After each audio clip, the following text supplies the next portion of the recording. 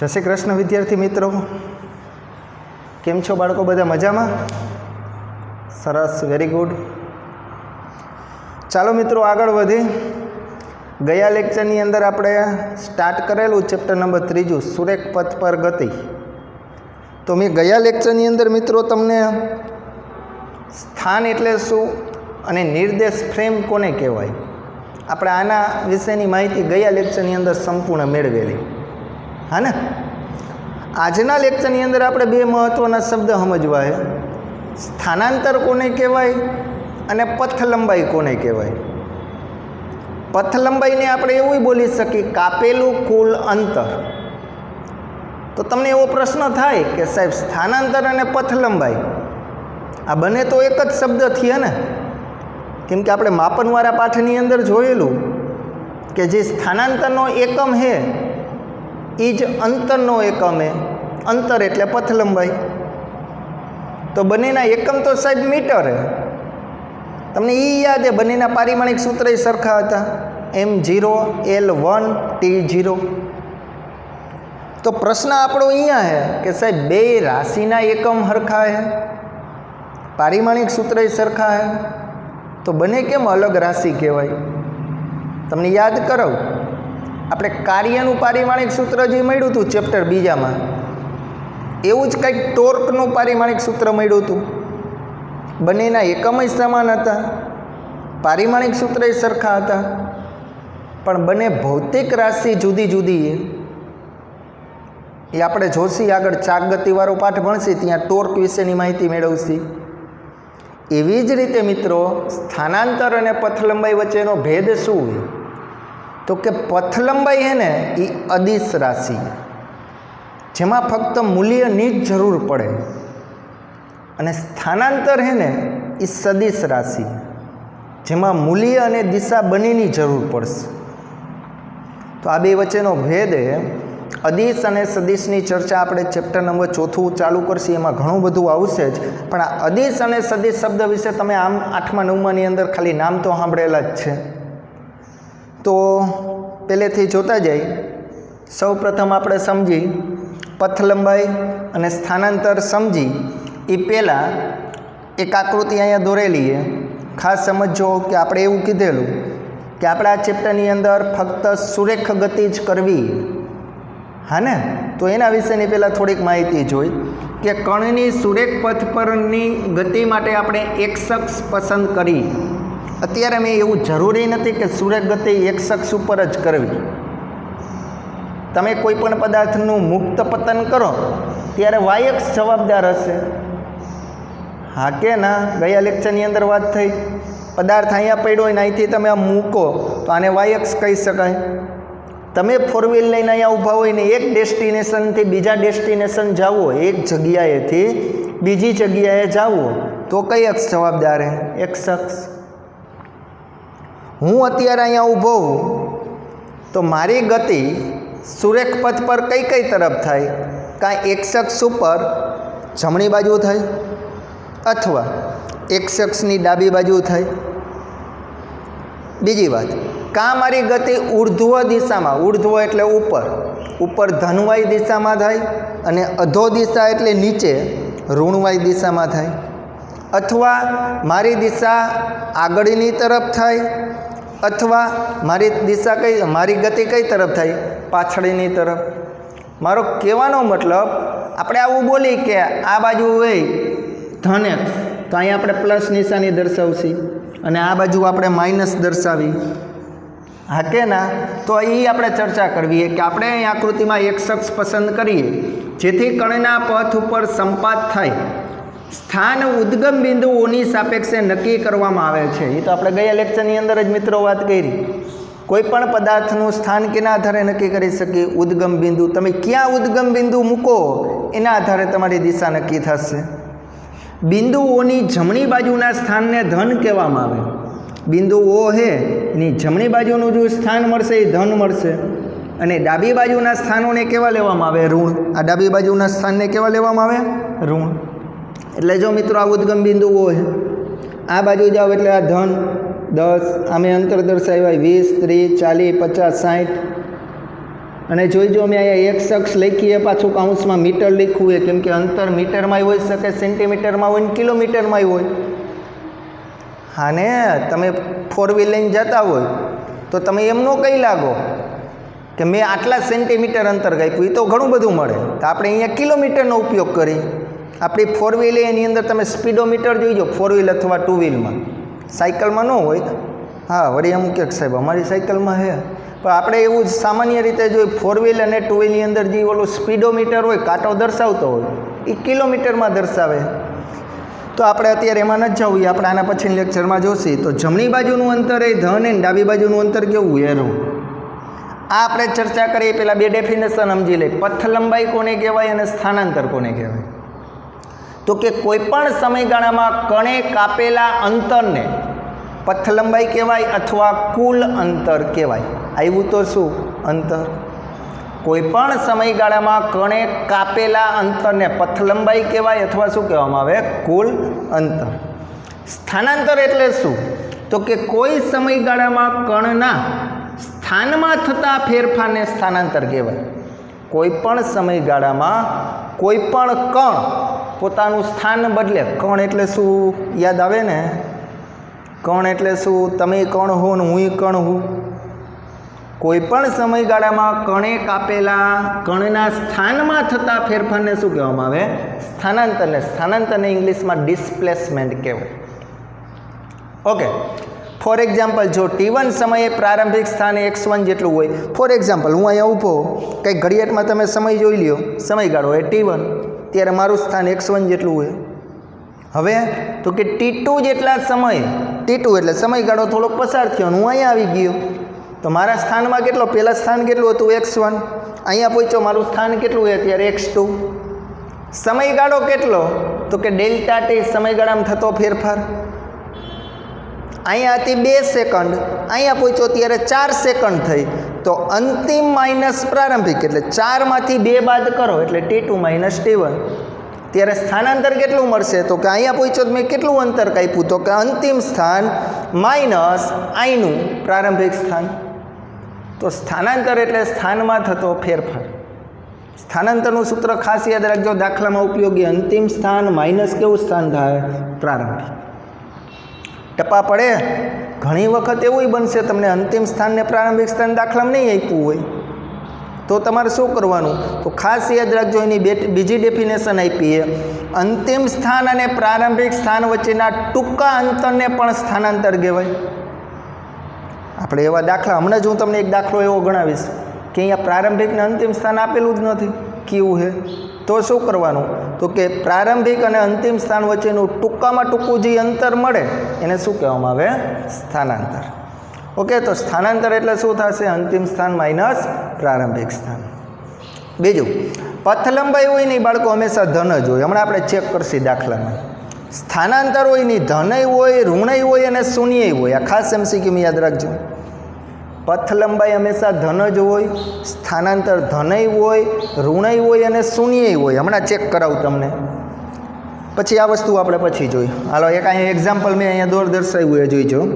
આ ધન x છે ને આ કઈ અક્ષ છે? ઋણ x. ઋણ x અક્ષ ઉપર આ મૂલ્ય દર્શાવ્યા અને ધન x ઉપર આ. ધારો કે તમે અત્યારે અહીંયા એ બિંદુએ તમે ઊભા હો, સમજો. એ એટલે સંદર્ભ બિંદુ O ઉપર. અહીંથી તમે ગતિ કરીને ગયા બી બિંદુએ. બી બિંદુ અત્યારે 40 મીટરના જેટલા અંતરે છે. હવે હું તમને પ્રશ્ન પૂછું, આ A થી B સુધીમાં તમે કાપેલું અંતર કેટલું? કાપેલું અંતર કેટલું? તો હમણાં જ બોલ્યા, અંતર પથ લંબાઈ. અંતર એ જ પથ લંબાઈ. કેવું હોય? ધન. અંતિમ માઇનસ પ્રારંભિક કરવો જોઈએ. આ પ્રારંભિક છે, આ કેવું છે મિત્રો? અંતિમ. 40માંથી 0 બાદ કરો, 40માંથી 0 બાદ કરો તો તમે કાપેલી પથ લંબાઈ A થી B ની કેટલી મળી? 40 મીટર. હા, તો પાડો. સ્થાનાંતર કેટલું? તો સ્થાનાંતરમાં એમ જ, આ પ્રારંભિક સ્થાને, આ અંતિમ સ્થાને. અંતિમ માઇનસ પ્રારંભિક, 40માં 0 બાદ કરો, જવાબ કેટલો આવ્યો? 40 મીટર. મારો કહેવાનો મતલબ પથ લંબાઈ અને સ્થાનાંતર બંને સમાન મળ્યા જોઈ લઈએ. એટલે અહીંયા લખ્યું સ્થાનાંતરનું મૂલ્ય પથ લંબાઈ જેટલું હોય જોઈજો. અહીંયા મેં આવી રીતે આમ દર્શાવ્યું. પથ લંબાઈ ગ્રેટર ધેન, સ્થાનાંતર કરતાં મોટી હોય અથવા એના જેટલી હોય. એટલે અહીં બરાબર. આ બરાબર. તો અહીંયા તમે જોઈ શકો કે પથ લંબાઈ એ સ્થાનાંતર જેટલું મળે 40 મીટર. હવે હું બાળકો તમને આવું કહું કે તમે અહીંયા હતા શરૂઆતમાં, અહીંયા એ બિંદુએ, એથી તમે ગતિ કરીને અહીંયા ગયા સી બિંદુએ પહોંચ્યા, આમ ગયા. જોઈજો પહેલાં 60 મીટર જેટલું અંતર કાપ્યું, અહીંયાથી વળાંક લઈને તમે ગાડી લઈને અહીંયા આવ્યું. કેટલા અંતરે આવ્યા? 30 મીટર જેટલા અંતરે. તો તમે કાપેલું અંતર કેટલું? હાલો કયો જોઈ. અહીંથી અહીંયા સુધીનું અંતર કેટલું કાપ્યું બોલો તો? અહીંથી એથી અહીંયા સુધીનું કેટલું અંતર હે? તો કે 60. કાપેલું અંતર આ 60. 60થી અહીંયા પહોંચ્યા, 60 આવ્યા હતા, 60થી પાછું આ કાપ્યું તો જોઈ લ્યો આ 30. જો આ 10, 20 અને 30. તો અંતર હંમેશા અંતરનો મિત્રો સરવાળો જ થાય. પથ લંબાઈનો હંમેશા શું થાય? સરવાળો. તમે જેટલું અંતર આવી તમે કાપશો ને એનો સરવાળો જ થાય. તો જોઈ લો 60. પહેલાં અહીંયા ગયા, અહીંયાથી વારીને અહીંયા આવ્યા તો સરવાળો 60 + 30. કેટલા મીટર અંતર કાપ્યું? 90 મીટર. સમજાય ને? હવે સ્થાનાંતરમાં જોઈજો, તમારું પ્રારંભિક સ્થાન આ એ, અંતિમ સ્થાન સી, આ સી એટલે 30 આ. તો હવે જુઓ તો અંતિમ માઇનસ શું કરશો? પ્રારંભિક. અંતિમ એટલે શું હોય? 30. પ્રારંભિક એટલે શું હોય? 0. 30માંથી 0 બાદ કરો જોઈ લો કેટલા મીટર મળ્યું? 30. એટલે ખ્યાલ આવે. એક વસ્તુ મગજમાં દોડાવો કે એવું જરૂરી નથી જેટલું સ્થાનાંતર હોય ને એટલું જ પથ લંબાઈ હોય ને. ના જ હોય ને, પથ લંબાઈમાં અંતરનો સરવાળો જ કરવાનો અને સ્થાનાંતરમાં શું કરવાનું? અંતિમ માઇનસ પ્રારંભિક સ્થાન. જોઈ લ્યો સ્થાનાંતર કેટલા મીટર મળ્યું? 30. હવે હું એમ તમને કહું કે અહીંયા તમે હતા, અહીંયાથી ગાડી લઈને તમે ગતિ કરીને પહેલાં 60 મીટરે આવ્યા, અહીંયાથી તમે ગતિ કરતાં કરતાં પાછા એને હતા ને અહીંયાની આવી ગયા. તમે જ્યાંથી ગતિની શરૂઆત કરી હતી અહીંયા જ પાછા આવી ગયા. તો તમે કાપેલું અંતર કેટલું? તો જોવો જોઈએ આ કેટલું? 60. અને પાછું તમે 60 અંતર કાપવો જોઈ લ્યો. આમ પાછા જાઓ ત્યારે એવું તો નથી બનતું ને કે સાહેબ અમે 4 વ્હીલ લઈને રાજકોટ જઈએ ને તો કિલોમીટરના કાપા હે ચકેડા ફરતા જઈએ, ઓલા આંકડા આવે, અને રાજકોટથી અમે ઘરે પાછા આવીને તો ઓલા કાંટા હોય પાછા ઉતરતા જઈએ. આવું થાય ના. અંતર હોય એનો સરવાળો ઉમેરાતું જ હોય. તો આ 60 અને પાછા જાઓ ઉદ્ગમ બિંદુએ પાછા આવ્યા 60. તો કાપેલું અંતર કેટલું? 120 મીટર. સ્થાનાંતર કેટલું? તો કે સાહેબ પહેલાં ક્યાં હતા? અહીંયા આ પ્રારંભિક સ્થાન, આ ડી એટલે પાછા અહીંયા જ આવ્યો એટલે અંતિમ સ્થાન. 0માંથી 0 બાદ કરો જોઈએ 0. તો એક વસ્તુ ખબર પડી, સ્થાનાંતર શૂન્ય એવું હોય. હું એમ કહું, હું આજે અહીંયા લેક્ચર લેવા આવ્યો સ્કૂલે, અહીંથી હું વહી ગયો ઘરે અને પાછો અહીંયા જાઉં તો મેં કાપેલું અંતર કેટલું? તો કે મારા ઘરનું ડિસ્ટન્સ અહીંથી 20 કિલોમીટર હોય તો હું અહીંથી ગયો હોય 20, ઘરેથી પાછો અહીંયા આવ્યો 20, એટલે કુલ કેટલા કિલોમીટર અંતર કાપ્યું મેં? 40 કિલોમીટર. પણ મારું થયેલું સ્થાનાંતર કેટલું? તો કે 0. શું કામ? તો કે જ્યાં ઘરે ગયો, ઘરેથી પાછો હતો નહીં આવ્યો, તો સ્થાનાંતર કેટલું મળ્યું? 0. તો હવે ખ્યાલ આવે. સ્થાનાંતર જો અહીંયા ધન મળ્યું હતું 40 મીટર, સ્થાનાંતર અહીં જોઈ લો 0 મળ્યું. સ્થાનાંતર ધનય હોય, શૂન્ય હોય અને ઋણય હોય. કેવી રીતે? તમે એ અહીંયા ઊભા હતા આ પ્રારંભિક સ્થાને, અહીંયાથી તમે ગતિ કરીને અહીંયા આવ્યું, આમ એ બિંદુ, અહીંયા એ બિંદુ એટલે ક્યાં જોઈ લો -30. તો કાપેલું અંતર કેટલું મિત્રો? તો કે આ 60, 60થી આ પાછું 60, 120 અને પાછું આ 30, 120 + 30, 160 + 60 + 30, 150 મીટર. સમજાણું? આ બાદ નથી કરવાનું, અંતરમાં સરવાળો જ કરવાનો, પથ લંબાઈનો સરવાળો જ. અને સ્થાનાંતર કેટલું? તો કે અહીંયા હતા સાહેબ આ પ્રારંભિક, આમ ફરીને અહીંયા આવ્યા તો આથી અંતિમ. તો અંતિમમાંથી પ્રારંભિક બાદ કરો, અંતિમ એટલે -30, અંતિમ માઇનસ પ્રારંભિક કેટલું હતું? 0. તો જોઈ લો સ્થાનાંતર કેવું મળ્યું? ઋણ. તો એક વસ્તુ ખબર પડી, સ્થાનાંતર ઋણય મળે, સ્થાનાંતર શૂન્યય મળે અને સ્થાનાંતર કેવું મળે? ધનય મળે. હવે ખ્યાલ આવ્યો? હા કે ના? પણ એક વસ્તુ એ, સ્થાનાંતરનું મૂલ્ય પથ લંબાઈ જેટલું હોય પણ એના કરતાં મોટું હોય નહીં. ક્યાંય તમે જોયું મોટું? જો અહીંયા 90 મીટર મળ્યા, અહીંયા કેટલું મળ્યું? 30 મીટર. અહીં કેટલું મળ્યું? 120 મીટર. તો સ્થાનાંતર 0. અહીંયા અંતર કેટલું મળ્યું? 150. અહીં કેટલું મળ્યું? -30. એટલે ખાસ MCQ માટે આ જોઉં છું. ઓકે, ટપા પડે ખાસ સમજો સ્થાનાંતર અને પથ લંબાઈ વચ્ચેનો ભેદ. બંનેના એકમ સરખા હે, યાદ રાખજો મીટર. બંનેના પારિમાણિક સૂત્ર સરખા હે, m0l1t0. બે વચ્ચેનો ફેર શું? તો કે સ્થાનાંતર ધનય હોય, ઋણય હોય, શૂન્ય હોય. જ્યારે પથ લંબાઈ હંમેશા કેવી હોય? ધન. બીજું તો કે સ્થાનાંતર એને એ સાહેબ સદિશ રાશિ, જ્યારે પથ લંબાઈ કેવી રાશિ? અદિશ. કેવી છે? અદિશ. ઓકે, મેં તમને એક વસ્તુ અહીંયા કીધી હતી, તમને અહીંયા પ્રારંભિક ને આવું અંતિમ ને એવું આપ્યું છે. એક આવું ઉદાહરણ આપું, સમજજો.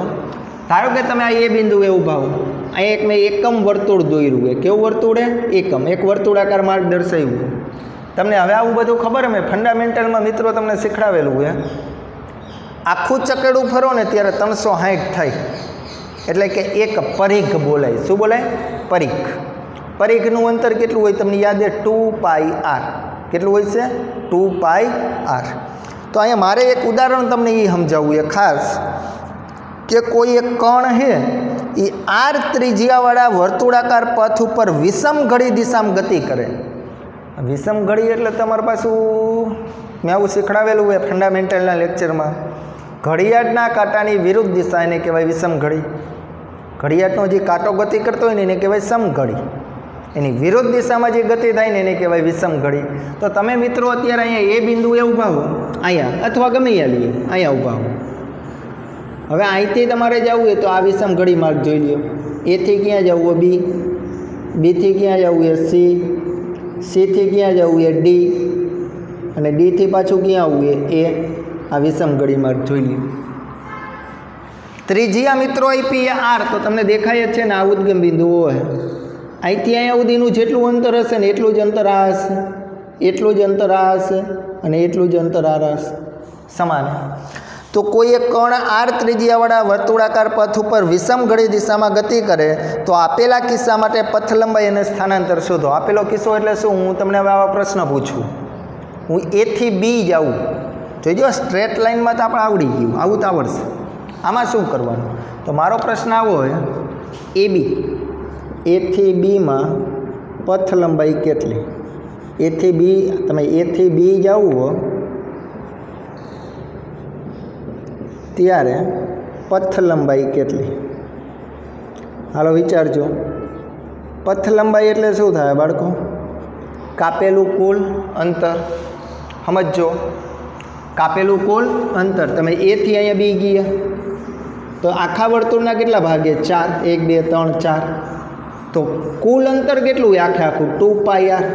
2πr. હાને એનું તમે ચોથા ભાગનું અંતર કાપ્યું તો ભાંગા કેટલા કરી નાખું? 4. સિમ્પલ. ફાવે આવું બધાને? હવે આનું સાદું રૂપ આપો જોઈએ તો આવું લખાય πr/2. તો આ જે તમને મળી પથ લંબાઈ મળી. શું મળી? પથ લંબાઈ. તમે કાપેલું અંતર કેટલું? πr/2 જેટલું. આવડશે બધાને? હવે સ્થાનાંતર પૂછું તો હવે ખાસ સમજો. સ્થાનાંતર હવે જોઈ લો. અહીંયા અંતિમ સ્થાન માઇનસ પ્રારંભિક સ્થાન જોવાનું. આ પ્રારંભિક, આ અંતિમ. હવે અહીંયા જોઈ લો કાંઈ છે જ નહીં આપણે, આની જેમ આંકડા તો આપ્યા નથી. તો મેં બીજી ડેફિનેશન તમને એવી આપેલી હતી. શું આપી હતી? યાદ કરો. સ્થાનાંતર એટલે શું થાય? ટૂંકામાં ટૂંકું અંતર. ગયા લેક્ચરની અંદર આપણે કીધેલું કે અહીંયા કીધું અંતિમ સ્થાન અને પ્રારંભિક સ્થાન વચ્ચેના ટૂંકા અંતરને સ્થાનાંતર કહેવાય. હવે આનું તમે ટૂંકામાં ટૂંકું અંતર લ્યો એટલે તાત થાય ને મિત્રો. આ રીતે આમ દર્શાવજો. આ ટૂંકામાં ટૂંકું અંતર. એથી બીનું ટૂંકામાં ટૂંકું. જો આ લાંબો માર્ગ તમે આમાંય જઈ શકો, આ મોટો માર્ગ થાય. ટૂંકામાં ટૂંકું અંતર એથી બી. આ એક વસ્તુ નિરીક્ષણ કરો. કાટકોણ ત્રિકોણ બન્યો, જોઈ લ્યો. કેવો ત્રિકોણ? કાટકોણ. પાયથાગોરસનો નિયમ વાપરી શકાય. તો આવું લખાય તમારે સ્થાનાંતર બરાબર એ બી બરાબર, હાલો શું આવશે? √r² + r². તો એ બી બરાબર √2r². તો એ બી બરાબર આવું લખાય મિત્રો, √2r. આ એક ખાસ સમજો. તમે કરેલું સ્થાનાંતર કેટલું મળશે? √2r. હેલું જ છે, ખાલી સમજવાની ટ્રાય કરો. સ્થાનાંતર ટૂંકામાં ટૂંકું અંતર એટલે આ જોઈ લ્યો ડાયરેક્ટ જ પાયથાગોરસનો નિયમ. અને અંતર કેમ આટલું ખબર પડી. અને ચાપ, આ ચાપ એ બી શું દર્શાવે? ચાપ. જે એકવાર બોલું તમે ફંડામેન્ટલના મિત્રો આપણે જે 5 લેક્ચર લીધેલા એ હરખાનું આવડતું હોય તો હજી વારંવાર રિપીટ કરજો, કેમ કે એમાં મેં મોસ્ટ ઓફ મેથેમેટિક્સ જે વસ્તુ એ સમજાવેલી જ છે આવી બધી. ખાસ એ બધી વસ્તુ એને ના ખબર પડતી હોય કે આપણું મેથ્સમાં 10માં 9માં ખ્યાલ ન આવ્યો હોય તો એ જોજો, કેમ કે આવી સિમ્પલ વસ્તુ હોય આ બધી. બરાબર? ઓકે, હવે મારે જવું એ એથી સી. હાલો હવે તમે વિચારી શકશો એ બિંદુએથી સી બિંદુએ જવું. અહીંથી ગતિ કરીને અહીંયા જવું આ સી બિંદુએ, એથી સી. હાલો પથ લંબાઈ શું થશે બોલો જોઈએ? પથ લંબાઈ તો તમને ખ્યાલ આવે પથ લંબાઈ એટલે શું થાય? તો કે કાપેલું કુલ અંતર કેટલું? કુલ આખા પરિઘનું અંતર કેટલું? એ 2πr. તો તમે જો અહીંથી અહીંયા જાવ તો અડધું વર્તુળ પૂરું 2 ભાગ આવી ગયા, તો ભાંગ્યા કેટલા કરી નાખું? 2. આવું ન કરો ને તમને ડાયરેક્ટ કંઈ ખબર પડી જાય. પથ લંબાઈ કેટલી મળશે? 2 2 કેન્સલ, તો જોઈ લો આટલી મળી પથ લંબાઈ πr. કાપેલું અંતર કેટલું છે? તમે અહીંથી આમ જાઓ ને ત્યારે કાપેલું અંતર કેટલું મળશે? πr. હવે સ્થાનાંતર, હવે આ તમને આવડશે. સ્થાનાંતર, સ્થાનાંતર એટલે શું થાય? ટૂંકામાં ટૂંકું અંતર, 2 બિંદુ વચ્ચેનું ટૂંકામાં ટૂંકું અંતર. જુઓ તો આ લાંબુ અંતર થયું, ટૂંકામાં ટૂંકું એટલે દાંત થાય ને, સીધે સીધું જોઈ લો. હા, એથી સી વચ્ચેનું સ્થાનાંતર એટલે જો આર હે, આ આર હે તો સિમ્પલ હે r plus r equal to 2r. સ્થાનાંતર કેટલું મળ્યું? જો 2r. સમજાઈએ? એથી બી, પછી એથી સી. હવે હું આમ કહું એથી મારે ડી જવું, એથી ડી. હાલો મને કયો સૌથી પહેલાં પથ લંબાઈ. પથ લંબાઈ એથી ડીની પથ લંબાઈ કયો? તો આખું પહેલાં તો આ પથ લંબાઈમાં તો આ જ કરશે આપણે 2πr એ આખાઈનું ત્રીજો ભાગ આવ્યો એટલે ભાંગ્યા કેટલા કરી નાખવાના? 3 પૂરું. 2πr ભાંગ્યા કેટલા કરી નાખવાના? 3 ત્રીજો ભાગે. હા ને, આવું તો આવડે બધાને? હા કે ના? ટપા પડ્યા? સારું, હાલો હવે શું કરશી? હવે આની અંદર શું કરશી? સ્થાનાંતર મેળવવું એ. હાલો વિચારો જોઈએ, તમે જ કહો મને, વિચારીને જવાબ દઈજો. અહીંથી અહીંયા સુધીનું સ્થાનાંતર, એથી ડી સુધીનું વિચારો. હાલો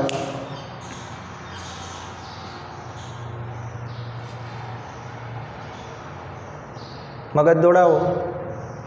ખ્યાલ આવતો હોય તો આ જ થાય. ટૂંકામાં ટૂંકું એટલે આ તો લાંબુ અંતરથી જોઈ લઈએ, તો આ ટૂંકામાં ટૂંકું એથી ડી એટલે વળી કાટકોણ ત્રિકોણ બન્યો, તો આ જ વસ્તુ આવશે. જોઈ લ્યો સ્થાનાંતર કેટલું મળશે? સ્થાનાંતર કેટલું મળશે? √2r. ખ્યાલ આવે બધાને? ટૂંકામાં ટૂંકું સ્થાનાંતર જ એક વસ્તુ મગજમાં સમજવાની છે, બાકી તો આવડે જ છે. અને છેલ્લી વાત હું એમ કહું, પાછો મૂળ સ્થાને આવી એક ભ્રમણ પૂરું થાય ત્યારે, એક ભ્રમણ પૂરું થાય ત્યારે, હાલો એક ભ્રમણ પૂરું થાય ત્યારે એ તો અહીંયાથી પાછો ગતિ કરીને પાછો એ આવે તો હાલો કયો જોઈ પથ લંબાઈ કેટલી થશે? પથ લંબાઈ હવે તો આવડે ને, આખું પરિઘ પૂરું થઈ ગયું તો પથ લંબાઈ કેટલી મળશે? 2πr. રેડી ને? અને સ્થાનાંતર કેટલું મળશે? તો હમણાં જ કીધું જ્યાં હતો ભાઈ અહીંયા જ પાછો આવી ગયો. જો પહેલાં કયા બિંદુ હતો? એ ગતિ કરીને પાછો એ આવી ગયો તો સ્થાનાંતર કેટલું મળશે? 0. સમજાઈએ બધાને? તો આવા ગમે એવા MCQ આવે આ પ્રકારના. હું તમને એવો સિમ્પલ એક MCQ પૂછું, આવો પૂછું, એક ત્રિકોણ આપી દઉં. આ એ બિંદુએ તમે હતા, એથી બી જવું, બીથી સી જવું એ, અને આ સીથી પાછા એથી બીનું અંતર આપી દઉં 10 મીટર, આ 10 મીટર, આ 10 મીટર. તો મારો પ્રશ્ન એવો છે, એથી સી સુધીનું, એથી જવું એ બી, બીથી સીનું મને કાપેલું અંતર કયો જોઈએ? કાપેલું અંતર તો તમને ખ્યાલ આવે કેટલું મળશે? 20 મીટર. એથી બી 10, બીથી સી 10 એટલે 10 + 10 પથ લંબાઈ કેટલી મળી 20, પણ હું તમને સ્થાનાંતર પૂછું તો આ પ્રારંભિક સ્થાન, આ અંતિમમાંથી પ્રારંભિક બાદ કરો તો સ્થાનાંતર કેટલું મળશે? 10. ખ્યાલ આવે તો આ પ્રકારના MCQ તમને જોવા મળશે. આવડશે બધાને? પાકું ને?